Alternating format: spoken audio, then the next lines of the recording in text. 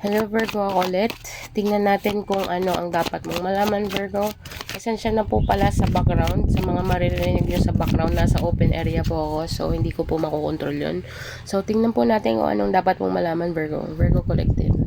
Sa energy po, gusto ko lang ipaalam sa inyo, wala po tayong gender. Kaya po, bahala na po kayo. Use your own discernment, okay? Maaari pong naganap na, magaganap pa lang, or kasalukuyang nagaganap Virgo. So, let's see. Either way to ha, taong connected sa iyo or taong nasa environment mo. So, let's see. What do we have for Virgo? Kung ano man ang dapat na malaman ni Virgo. Virgo Collective, Sun, Moon, Rising, and Venus sign. Sa mga hindi po makaka-resonate, better luck next time po, Virgo. Baka po energy nyo na masagap po. Okay.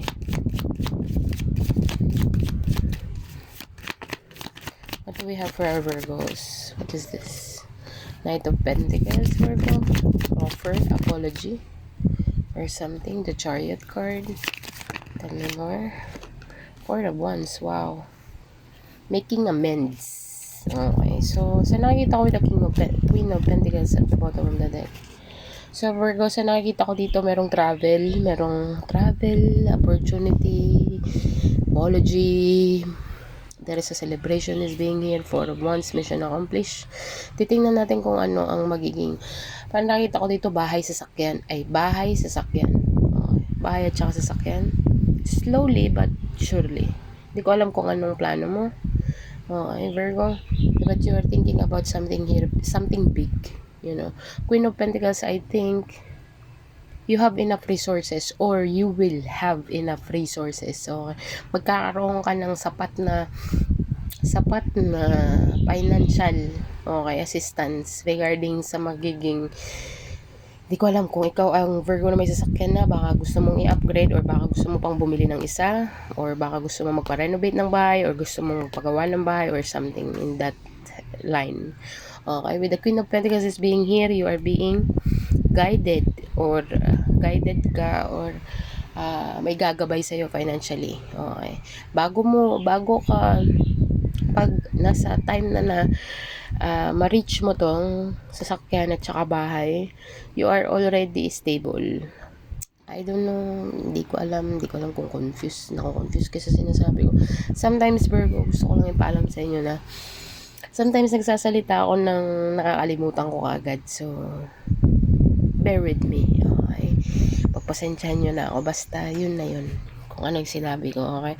There is a slow moving here. Slowly but surely. Ang ganda ng puro yellow. Kung sa makikita mo. I-clarify natin kung ano yung Knight of Pentacles. Knight of Pentacles for my Virgo, please.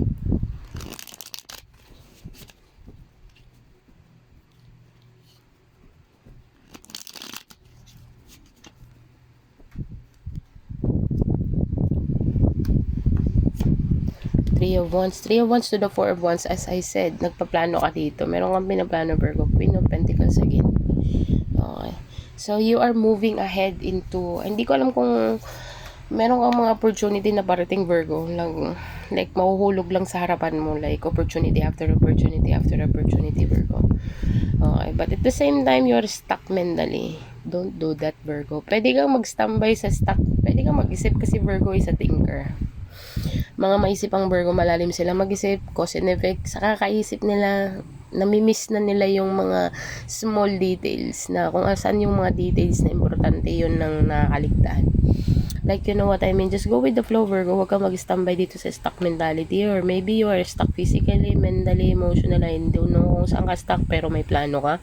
Okay, and yung plano mo is nafe-feel mong dadalhin ka talaga sa financial assistance or financial abundance dito with the Queen of Pentacles. As I said po sa una, energetically po wala po tayong gender, okay?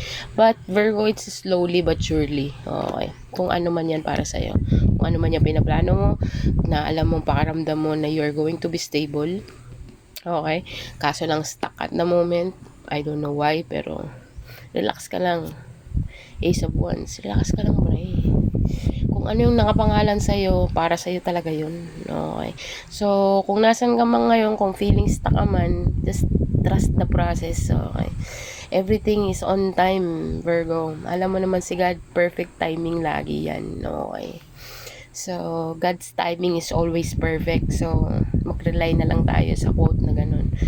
Because it's always working out, 'di ba? Pag ang sinasabi na nasa tao nga ang gawa, nasa Diyos nga ang awa, but you need to trust the process, Virgo. Patience is the key here. Hindi ko naman sinabi baka 8 years ka nang naghihintay or 8 years ka nang stuck. Hindi ko naman sinabi na doon na tayo eh. Sa madaling salita, Virgo, time will come. Okay. Hindi ko naman sinabing maghintay ka talaga. Do your own thing in a daily basis. Pero kung ano man yung pinaplano mo, Virgo, na alam mo nararamdaman mo na magkakaroon ka ng financial abundance, just wait for it. Okay. Huwag kang mag-standby ng matagal dito. Hindi ko sinabing magantay ka ng matagal. Pwede kang mag-isip, but don't be too long.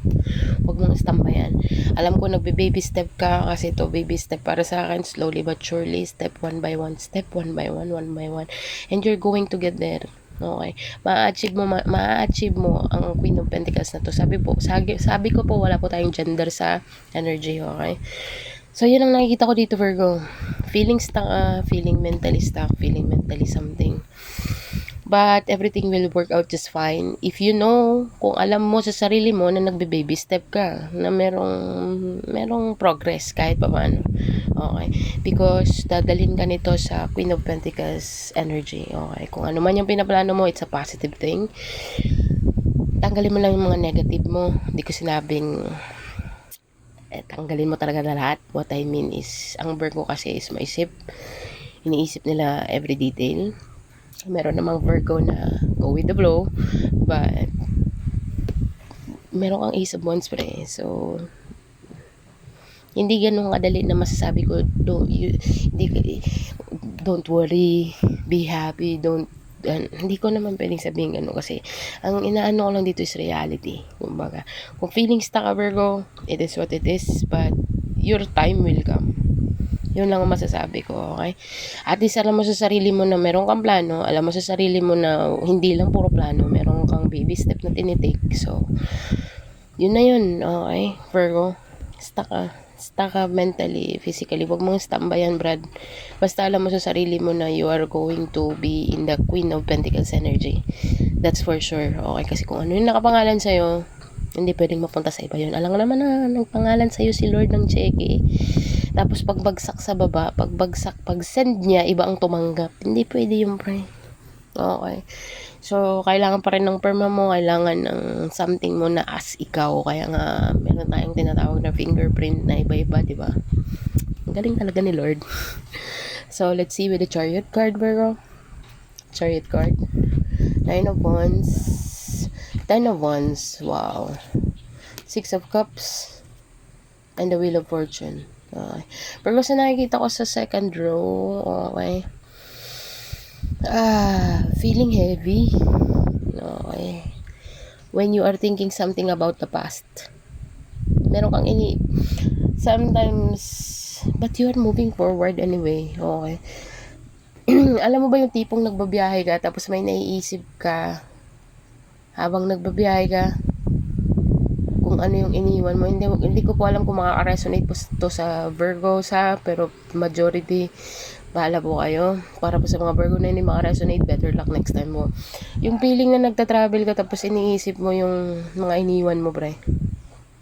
Yun lang ang feeling nun. Kasi past, tapos travel card, moving forward card, defensive card, and the 10 of Wands. Para bagang habang nagta-travel kasi nasabi mo sa sarili mo na mas mahirap kung hindi ako umalis. You know what I mean? Like, mas mahirap kung hindi ako gumalaw. Like, you know what I mean? Yun ang nakikita ko dito, Virgo. Mas mahirap or mas, at least nagtry ako. Like, you know what I mean, Virgo? Kasi wounded warrior ka na dito eh. Okay. Tapos with the 10 of Wands, talagang multitasking, lahat ng responsibilidad nasa balikat mo na. You know what I mean? Kasi ang Virgo parang okay. Ako gagawa. Ako bahala. Okay? Like, you know what I mean? And the moment na, kasi meron kang past energy dito, Virgo eh. Okay. With the Wheel of Fortune is being here. Everything will change. At least nasabi mo sa sarili mo na at least nag-move on. At least gumalaw ako kahit papaano. At least, may sinabi ako. At least may ginawa ako. Like, you know what I mean? Hindi ko alam kung anong situation makaka-fit sa'yo yan. Okay, basta ang nakita ko dito, you're moving forward anyways. In any way, shape, or form, you are moving forward. Mahirap man, isipin, mahirap man, pero at least, ginawa mo. At least nag-move ka. You know what I mean? At least gumalaw ka. Okay. Yun na nga sinasabi dito sa nakikita ko dito sa second row. Pinanganak ang mahirap. Grabe naman na mamatay ka pang mahirap. Like, you know what I mean? Kasalanan mo na yan. Kung mamatay ka, pinanganak kang mahirap, tapos namatay kang mahirap, kasalanan mo na yan. Like, you know what I mean? Pero kung pinanganak kang mahirap, namatay kang mayaman, ang dami mga benefits sa apuhan mo. Like, you know what I mean, Virgo? Yun ang nakikita ko dito sa second row. Wheel of Fortune. Changing your karma here. The Six of Cups. Kung meron mang family karma or family cursed na sinasabi, hindi ko alam kung naniniwala kayo sa mga ganyan na nasa poverty lang, yung, you know what I mean, sanggay gisanto ka, pero at least sinabi mo sa sarili mo, at least gumalaw ako, and now I'm gonna change my bloodline. Hindi ko naman sinabing lahi, like maybe, but you will change everything here. Ano ka dito, cursed breaker na sinasabi. So yun ang nakikita ko dito, Virgo. Parang feeling ko ikaw magkakaroon ng malaking history sa bloodline ng pamilya niyo, Virgo. Yan ang nakikita ko with the Wheel of Fortune. Okay. So let's see with the Four of Wands, Knight of Swords, Three of Pentacles, King of Pentacles, and the Ten of Cups. Virgo, meron tayong couple dito. Queen and King of Pentacles. So, hindi ko alam kung meron ka lang partner or existing or something along those lines. Kung ikaw ay single, maaaring may makikilala ka along your journey, along your path to success, yung daan mo papuntang success. Pero ang makikilala dito na something na magfulfill ng task mo. Isa malaki ang role nitong taong to, kasi King and Queen of Cups, ibig sabihin couple, ibig sabihin teammate mo to, ibig sabihin kakailanganin mo to sa way mo, I mean sa magiging journey mo. Okay, isasend to sa daan mo. Di ko alam kung ikaw ang Virgo na married na, Virgo na live-in partner, or I don't know, but something in those lines. Malaki ang magiging purpose ng partner nyo, magiging partner nyo, or magiging partner nyo in the future. Basta yun ang nakikita ko dito, Virgo. Collaboration card, trust your intuition when it regards to this person, kasi multiple person ang isasend sa'yo dito, Virgo. Just use your intuition. Ikaw ang makaka-feel kung sino ba talaga ang kasama mo sa journey mo. Para bagang yung naglalakad ka sa daan, tapos may sinend sa'yo unang tao, tapos hindi pala yun, tapos pangalawang tao, hindi pala yun, yung pangatlong tao, yung pala yun siya. So, mahirap man, pero you need to be in the process, Virgo, because it will help you a lot. Siya ang magiging kasabay mo, at I think magkakaroon ka rin ng conclusion kung sino siya, okay, na makakasama mo sa journey mo, along your journey to success. Okay, Virgo, yun ang nakikita ko dito, Virgo. Sana po kayo naiintindihan nyo. Yun lang ang dapat mong malaman, Virgo. So, let's see kung anong advice. Kung advice kay Virgo, what is the advice? Sana po kayo naiintindihan nyo, Virgo. Ano man ang dapat mong malaman. Meron kang makikilala dito. Paras kayo ng goals nito, similarity, meron kayong familiarity sa isa't isa. Okay. I think katandem mo na to ng past life eh. Okay. I think isasend ulit siya sa'yo. We'll see. Para po sa mga Virgo na makaka-resonate, alam nyo na pong galangan. Para po sa hindi makaka-resonate, better lang next time po, Virgo, maaaring energy nyo na masagap ko, okay? So, work through your fears. As I said, may fear ka dito. Okay. everything will work out just fine, Virgo, kasi nasa pangalan mo yun at nakapangalan sa'yo, okay? Kung nandiyan ka man, wag mong istambayan, Brad, ng matagal. Okay lang mag-isip, okay lang magano, but don't stay too long. Alam mo sa sarili mo, nagbe-baby step ka, you know better, okay? Secure ka na. A time to give rather than to take, Virgo. And be bold and make the first move. Okay, you need to move. Okay, I think itong time to give rather than to take. This is for yourself, Virgo, because it advice to sa'yo. So, give ka ng give, sa sarili mo naman, bre, kahit kundi lang. Okay, communication is the key. So, Virgo, you need to communicate on someone or someone wants to communicate with you. Okay, regarding sa situation. So, I don't know kung saan ka magre-resonate dyan. Okay. Angel message number for Virgo, please, para po sa sitwasyon niya, kung ano man ang dapat niyang malaman. Okay. Advice for my Virgo, please. Angel message number. I-google mo to, Virgo, ha? Angel message number. Kasi, tingnan natin.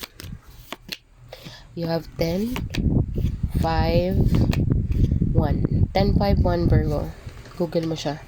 Angel message number 1051. Tingnan natin kung makaresonate sa situation mo. So, Virgo, nalang mahain ko sa inyo. Thank you for being here, Virgo. Thank you for watching, and bye for now.